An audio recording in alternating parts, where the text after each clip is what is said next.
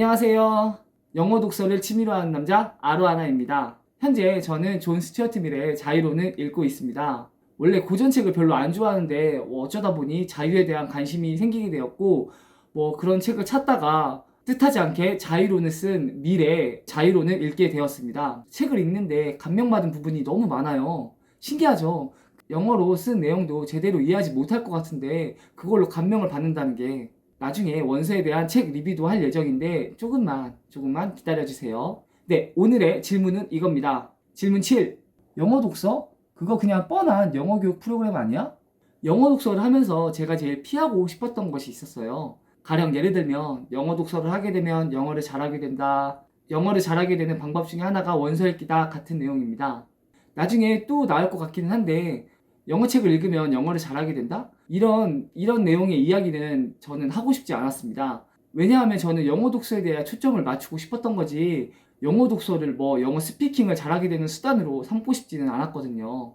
영어 독서를 하게 되면 해석을 잘하게 되는 것은 아무래도 맞습니다. 읽는 활동이니까요.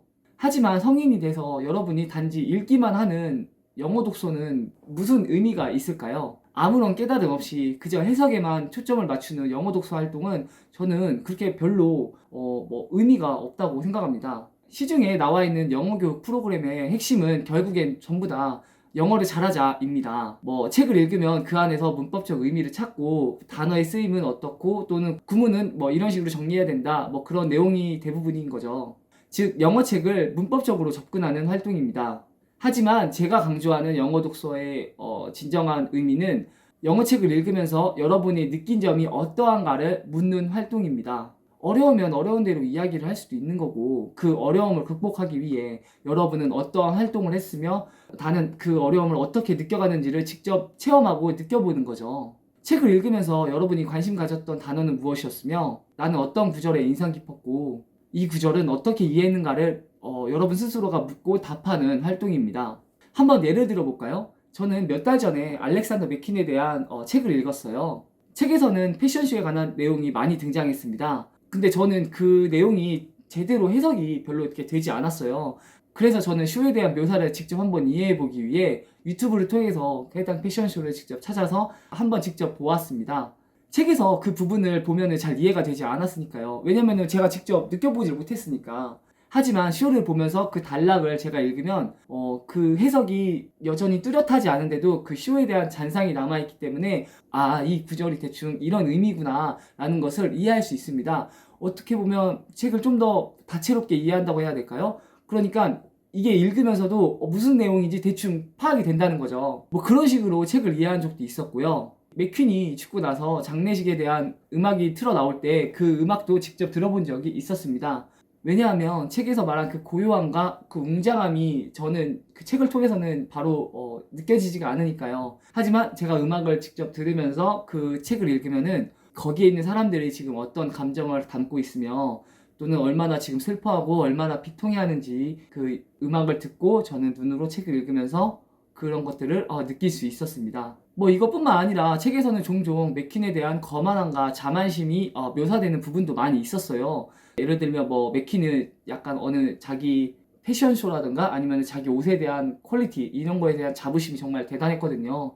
그런 부분들을 책에서 읽을 때 직접적으로 제가 와닿지가 않으니까 해당 인터뷰를 직접 본다든지 아니면은 그가 말하는 내용들을 유튜브를 통해서 또 보면서 그의 몸짓 또는 단어의 쓰임 또는 그가 억양 그런 것들을 느끼면서 얘는 말할 때도 이런 식으로 이야기를 하는구나. 그럼 그게 책을 읽을 때도 그대로 전달이 된다는 거죠.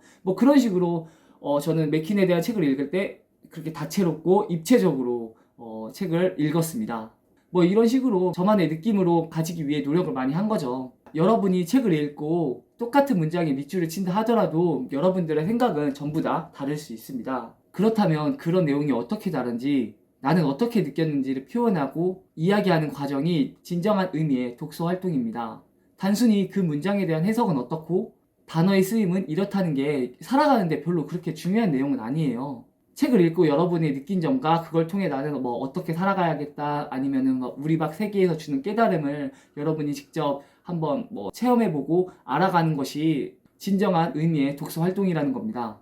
안타깝게도 이런 식의 독서 활동은 제가 별로 만나보지 못한 것 같아요. 물론 이렇게 주장하는 것도 저만의 생각일 수 있습니다.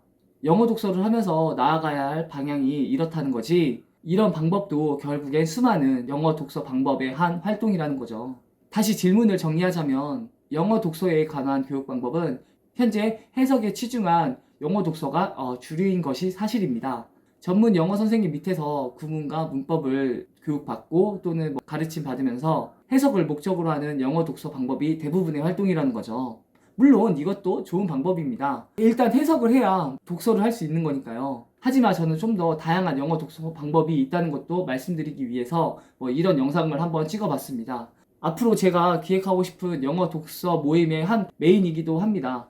아직은 만들지 않았지만 조만간에 저도 한번 이런 모임을 만들어 볼까 생각 중에 있거든요. 그래서 앞으로 그런 모임도 만들어 보면은 저는 좀 더 여러분들의 생각도 말하면서 다 같이 그런 공유하는 장이 좀 되었으면 좋겠습니다. 네, 오늘의 질문은 이것으로 하고요. 저는 또 다음 질문을 통해서 여러분들을 찾아가겠습니다. 고맙습니다.